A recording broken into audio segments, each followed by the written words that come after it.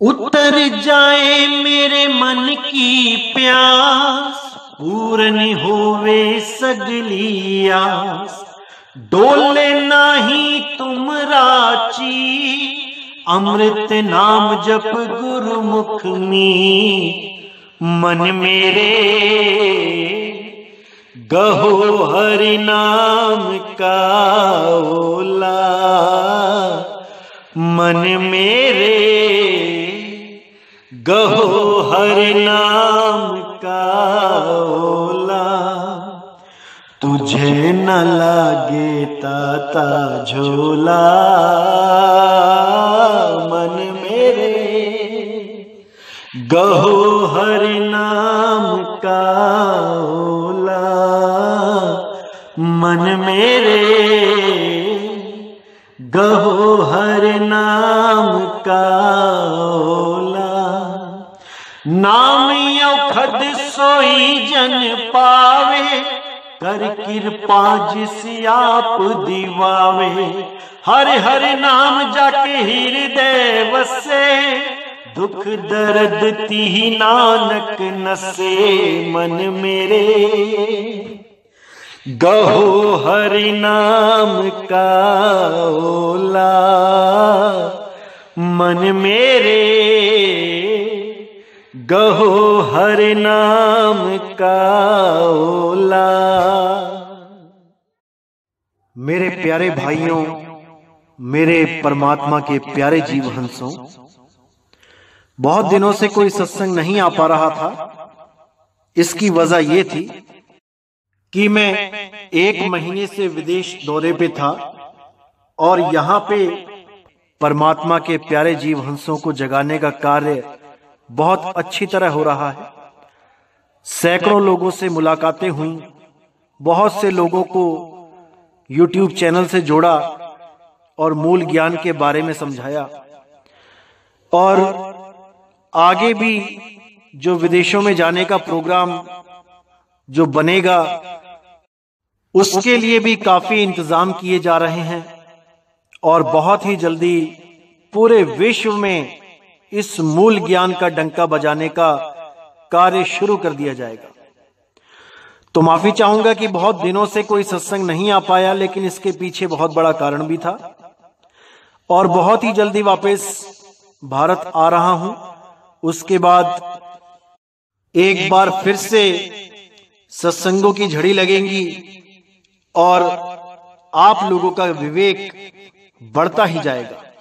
यही मैं दुआ करूंगा मालिक से, यही बंदी छोड़ से अरदास करूंगा कि हर चीज आपको क्लियर होती चली जाए और कोई भी भ्रमभूत आपके दिमाग में ना रहे। हर चीज क्लियर होती चली जाए, क्योंकि सब संतों ने रास्ता एक ही बताया है। जो मूल ज्ञान के जितने भी संत हुए हैं, उन्होंने एक ही रास्ता बताया है। और जो ब्रह्म ज्ञान के या फिर जो जगत ज्ञान के गुरु हुए हैं, जो कथावाचक हुए हैं, उनका रास्ता थोड़ा अलग है। इंगला पिंगला सुषमना का या देही ज्ञान का रास्ता है। हमने उसमें नहीं उलझना है, हमने देही के चक्कर में नहीं उलझना है। हमने विहंगम योग को समझना है कि विहंगम योग क्या है, कैसे परमात्मा से सीधा जुड़ा जा सकता है, इस पे विचार करना है, इसको समझना है। तो बहुत से लोग आएंगे आपको भरमाने के लिए भी, उनको भी अच्छी तरह समझना है कि कौन कहां पे भरमाना चाहता है। क्योंकि आपको पता है कि हमारे ही सत्संग सुन सुन के अब बहुत से ऐसे लोग चैनल बना के बैठ गए हैं जिनको अपना अनुभव ज्ञान शून्य है, कुछ नहीं है, लेकिन केवल हमारी ही बातें दोहरा दोहरा के, रिपीट करके, कॉपी कर करके केवल आप लोगों को आकर्षित किया जा रहा है। लेकिन जब आप सत्य की परख करेंगे तो आपको समझ में आ जाएगा कि वो केवल बातें हैं जो हमारे ही सत्संग को सुन सुन के उसमें थोड़ी बहुत काट छांट करके और अपना अज्ञान उसमें ऐड करके आपको परोसा जा रहा है।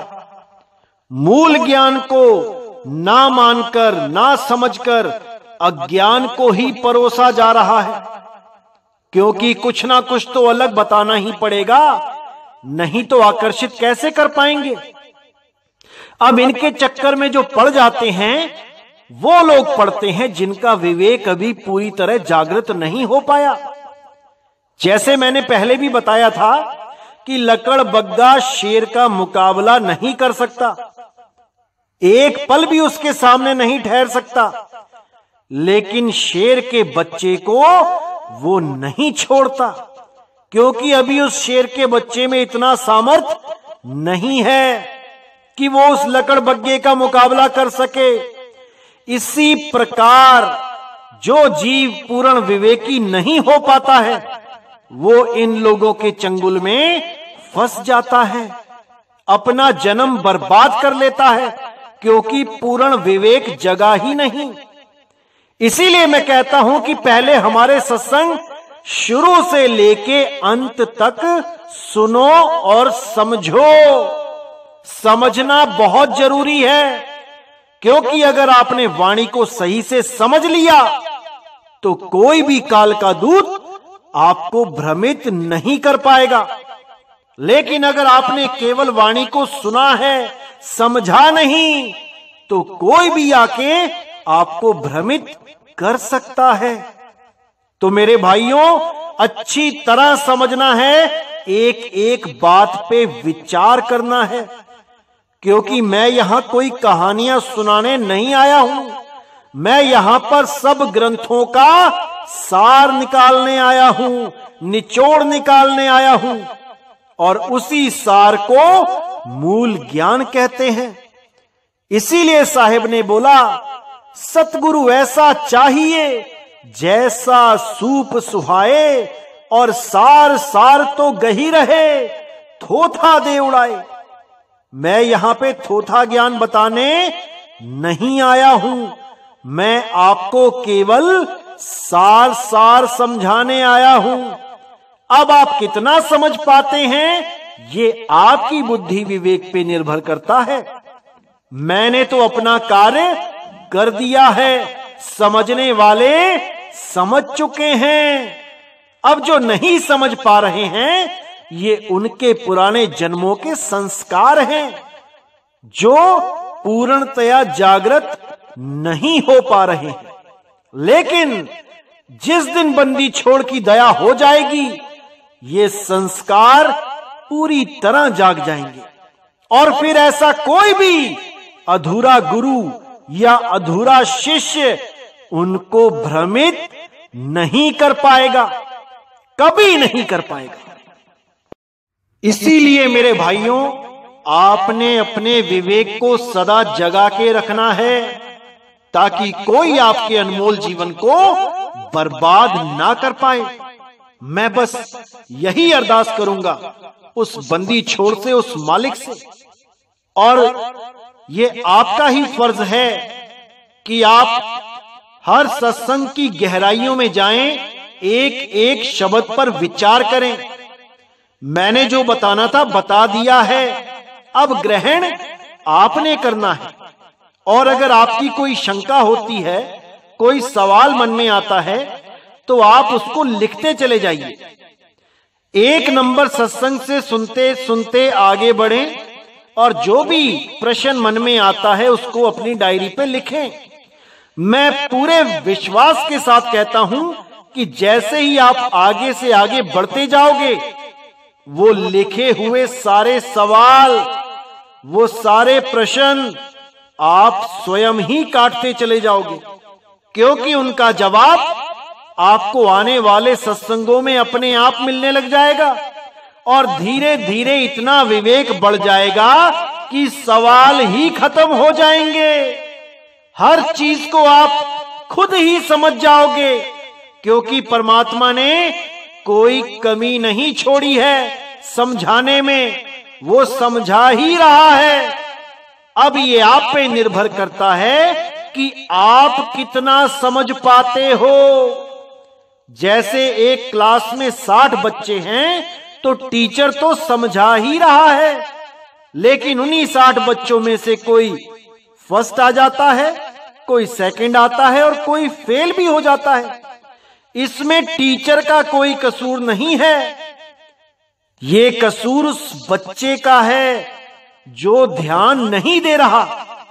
टीचर ने तो अपना काम 60 के 60 बच्चों के लिए एक समान किया है, लेकिन कौन कितना ग्रहण कर पाता है ये उसका विवेक, उसकी बुद्धि पर निर्भर है कि वो कितना समझ पाता है कि क्या समझाया जा रहा है। इसीलिए मैं बार बार कहता हूं, अपने विवेक को जगा के रखो, सोने मत देना, नहीं तो इस दुनिया में ऐसे ऐसे ठग बैठे हैं कि तुम्हें पता भी नहीं लगने देंगे और ठग के भी चले जाएंगे। क्योंकि ठग हमेशा विश्वास जीत कर ही ठगी मारता है। ठग कभी चोरी नहीं करता, ठग कभी डाका नहीं डालता, वो तुम्हारे विश्वास को जीतता है और एक दिन विश्वासघात करके चला जाता है। इसी प्रकार ये जो काल के दूत ठग बैठे हैं, ये तुम्हारे विश्वास को जीतते हैं। मीठी मीठी बातें सुना के, वाणियों को तोड़ मरोड़ के। इनके पास अपना अनुभव ज्ञान तो कुछ होता नहीं, केवल दूसरों के सत्संगों की कॉपी करके, नकल मार के केवल आकर्षित करना ही जानते हैं। ऐसे लोगों से सावधान रहना है मेरे भाइयों, सावधान रहना है। और हर बात को, हर सत्संग को अच्छी तरह समझ के उसके सार को ग्रहण करना है, ताकि कभी भी जीवन में धोखा ना खा पाओ। मैं बस यही चाहता हूं कि मेरे सारे भाई इतने विवेकी हो जाएं कि अपना कल्याण स्वयं कर सके, अपना फायदा और अपना नुकसान स्वयं समझ सकें कि कहां पे मेरा फायदा है और कहां मेरा नुकसान है। तो मेरे भाइयों, थोड़ा सा और इंतजार करेंगे, उसके बाद मैं लगातार सत्संग दूंगा आपको। और जो परमात्मा की मूल वाणियां जो आपको अभी और समझानी है, ताकि हर प्रकार के भ्रम का नाश हो सके और भविष्य में भी आप बिल्कुल सेफ रह सको, सुरक्षित रह सको। क्योंकि जैसे वायरस अपडेट होके आता है, वैसे ही ये काल के दूत भी अपडेट होके आते हैं। तो इनसे कैसे अपनी रक्षा करनी है, इनके अज्ञान से कैसे बचना है, ये सब भी आपको आने वाले सत्संगों में अच्छी तरह समझा दिया जाएगा, ताकि आप सदा के लिए सिक्योर हो सको, सदा के लिए सुरक्षित हो सको। क्योंकि सबसे जरूरी है सुरक्षा, इससे जरूरी कुछ भी नहीं। जैसे हम आज इस महामारी से लड़ रहे हैं और जो सुरक्षा नहीं कर पा रहा है अपनी, वो इसकी चपेट में आता जा रहा है। इसी प्रकार अज्ञान भी एक वायरस ही है। अगर आप पूरी तरह विवेकी नहीं हो पाए तो ये वायरस आपकी हानि कर सकता है। इसलिए मैं हमेशा यही प्रयास करूंगा कि आपको पूर्णतया सुरक्षित करके ही इस दुनिया से जाऊं। इसलिए मेरे भाइयों, हर चीज को गहराई से समझना है और आने वाले सत्संगों में इतनी गहराई छुपी है कि आप एक एक चीज को समझ पाएंगे कि परमात्मा ने कितनी गहरी वाणियां, कितना बड़ा अनुभव ज्ञान छुपा के रखा है ग्रंथों में। लेकिन ये अधूरे गुरु उन ग्रंथों को पढ़कर भी उस अवस्था को समझ नहीं पाते, उस भाव को समझ नहीं पाते जो वाणियों में पहले से ही दर्ज कर दिए गए हैं। क्योंकि इनको अभी अनुभव ज्ञान नहीं है, ये केवल किताबी कीड़े बने हुए हैं। केवल किताबें पढ़ पढ़ के सुनाने में ही अपने आप को महान समझते हैं, अपने आप को ज्ञानी समझते हैं। लेकिन उस ग्रंथ की वाणियों में क्या गुप्त भेद छिपे हैं, वो अनुभव ज्ञान कैसे इन वाणियों में दर्ज किया गया है, इस भेद को ये लोग कभी नहीं समझ सकते, इसीलिए हमारा विरोध करते हैं। लेकिन मेरे भाइयों, जितने भी विवेकी हंस हैं वो इस चीज को समझ भी रहे हैं और अनुभव में भी लेके आ रहे हैं। उनको जब अनुभव होता है, जो वाणी में दर्ज है उसके अनुसार जब अनुभव हो जाता है, तब उन्हें समझ में आता है कि वाणी सत्य है, पर इसको समझने वाले नहीं समझ पा रहे हैं, केवल अनुभव ज्ञान ना होने के कारण। इसलिए मेरे भाइयों, अनुभव ज्ञान के बिना सब थोथा ज्ञान है, सब झूठ है। इसीलिए मैं बार बार कहता हूं कि अनुभव ज्ञान में आओ। जो वाणी कह रही है वो आपके साथ घटित होना चाहिए, तब समझो कि आप जीवित मृत हो, तब समझो कि आप जीवित अमर हो, अजर हो।